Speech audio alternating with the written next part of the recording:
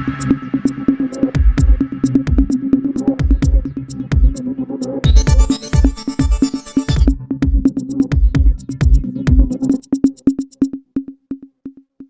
सभी देख रहे हैं आपकी न्यूज में आप सभी का स्वागत है।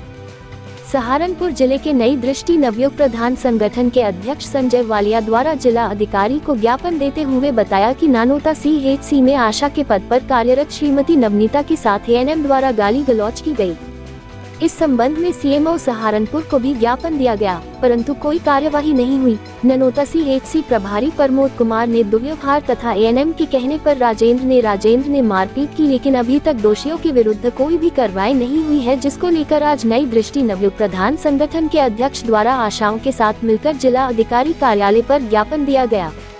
सहारनपुर से विशेष रिपोर्ट। अधिक खबरें देखने के लिए चैनल को सब्सक्राइब करें और वीडियो को लाइक शेयर कमेंट जरूर करें। जी, आपका नाम और किस चीज़ को लेकर ज्ञापन दिया जा रहा है? संजय वालिया, अध्यक्ष प्रधान संगठन सहारनपुर। स्वास्थ्य विभाग के द्वारा लगातार जो मोदी और योगी की कोरोना काल की बड़ी जिम्मेदार और स्वास्थ्य विभाग की बहुत बड़ी कड़ी, जिन्होंने कोरोना को मात देने का काम किया, हम बताना चाहते हैं उन्हीं आशाओं के साथ आज दुर्व्यवहार होने का काम हो रहा है। आपको बताना चाहते हैं उन्हीं आशाओं के साथ दुर्व्यवहार होना चाह रहा है। SBD में 3 दिन पहले रात को जब एक आशा है कि मरीज को लेकर आने का काम हुआ, वो बैठे हुए खाना खा रही थी, पुष्पा आशा थी और एक उसकी सहयोगी थी साथ में। पुलिस के द्वारा उन पर लाठीचार्ज किया गया। उसके बाद ननौता में एक नवनीता आशा जो कुछ दिनों से बीमार चल रही थी, 3 महीने से लगातार ANM उनका जो बिल होता है वो पास नहीं कर रही थी, उस बिल को लेकर पहुंची तो उसके आप बदतमीजी करने का काम किया। प्रमोद ने भी, जो वहाँ का प्रभारी है, उसने बदतमीजी करने का काम किया और एक राजेंद्र बाबू है वहाँ पर, जिसने इनके साथ मारपीट करने का काम किया। 3 दिन पहले CMO साहब को सारी विधि जानकारी दी गई थी, लेकिन आज तक कोई ना तो टीम गठित की गई ना कोई कार्रवाई की गई।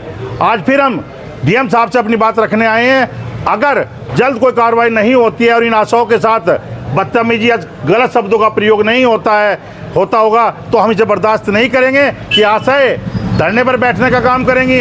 और हम योगी जी और मोदी जी को भी बताने का काम करेंगे कि आपकी आशाओं के साथ जो बेटी बचाओ बेटी बढ़ाओ का एक अभियान आपने चलाया हुआ है, उसी अभियान में आपकी पुलिस के द्वारा, आपके जो डॉक्टर, सीनियर डॉक्टर हैं, उनके द्वारा इन्हें अपमानित किया जाता है। कहीं ना कहीं इनके अपमान को बंद किया जाए और इनका प्रोत्साहन बढ़ाया जाए। अगर ऐसा नहीं होता है तो हम बहुत जल्द धरने पे बैठेंगे। अभी कुछ दिन पहले राज्यपाल जी सहारनपुर में आई थी, आशाओं को सम्मानित किया गया, लेकिन उसके बावजूद भी आशाओं के साथ इस तरह का किया जा रहा है, इसमें क्या कहना चाहेंगे? जब राज्यपाल आती है, कोई बड़ा अधिकारी आता है, तब तो हमारे अधिकारी ये दिखाते हैं कि उनसे साफ सुथरा, उनसे अच्छी छवि का कोई है ही नहीं। आशाओं को उन शब्दों से प्रयोग किया जा रहा है जो शब्द अपने मुँह पर भी हम नहीं ला सकते।